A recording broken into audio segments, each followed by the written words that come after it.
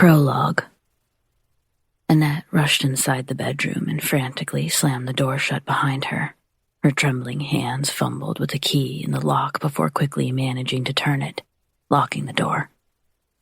As soon as she heard the latch click, she took a halting step backwards, as though she had just touched something extremely hot. She swallowed through her dry throat and steadied her breathing as she continued staring at the door.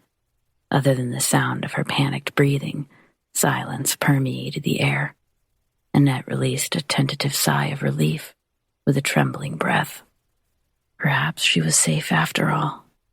A stampeding batter of footsteps resounded from outside the bedroom, followed by a loud slam on the other side of the door. Annette recoiled, stumbling backward in the process.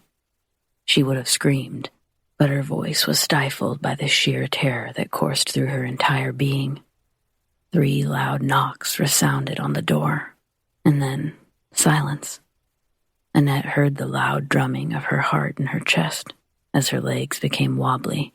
She fought her body's urge to collapse while she tried to remain as frozen as a statue. "Annette, I know you're in there," a voice called out from the other side of the door. Hearing her name being called out made the hairs on the nape of Annette's neck stand straight up.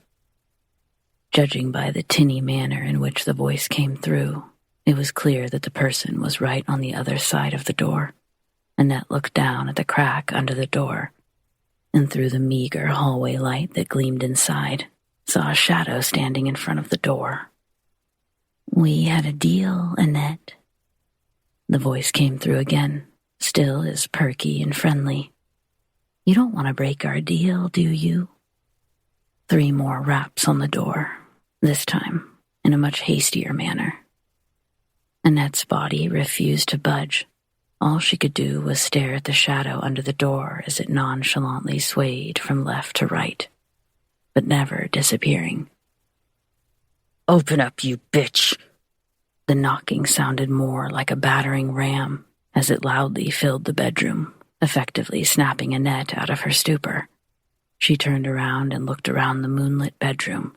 She ran as quickly as her elderly legs could carry her to the cabinet in front of the window.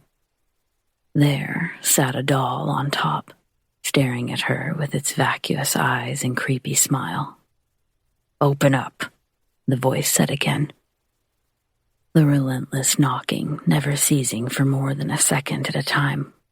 Annette placed her hands on the doll and closed her eyes. For a moment, she couldn't remember the words. The knocking, the shouting, the panic, all of it was putting even more pressure on Annette. "Annette, don't make this harder on yourself." The first word came to her mind, then the second, and then the rest followed smoothly. Annette chanted the same sentence over and over, as quickly as she could, ignoring the knocking at the door. She didn't know what the sentences she chanted meant, but she knew that she had to continue. Otherwise, it would all be over. "Annette!" The voice boomed one final time, and then, just like that, it stopped. The knocking, the yelling, the threats, all gone. The only sound that remained was Annette's panicked panting. Annette opened her eyes and was greeted by the doll's face. She did it. She did it. She placed the doll back on top of the cabinet and opened the drawer. She frantically rummaged through it out of fear that she may not have a lot of time left. Just as she was about to lose hope, she found it, the piece of paper she was looking for. She slapped it next to the doll on top of the cabinet and then looked for a pen in the drawer.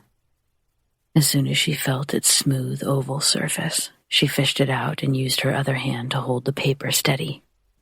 There was a bang somewhere in the house, causing Annette to jump and almost drop the pen in the process.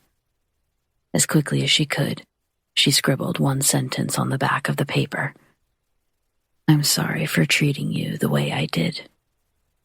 Before she could finish putting it down on paper, another bang resounded in the house, this time much closer. Annette was frozen in place,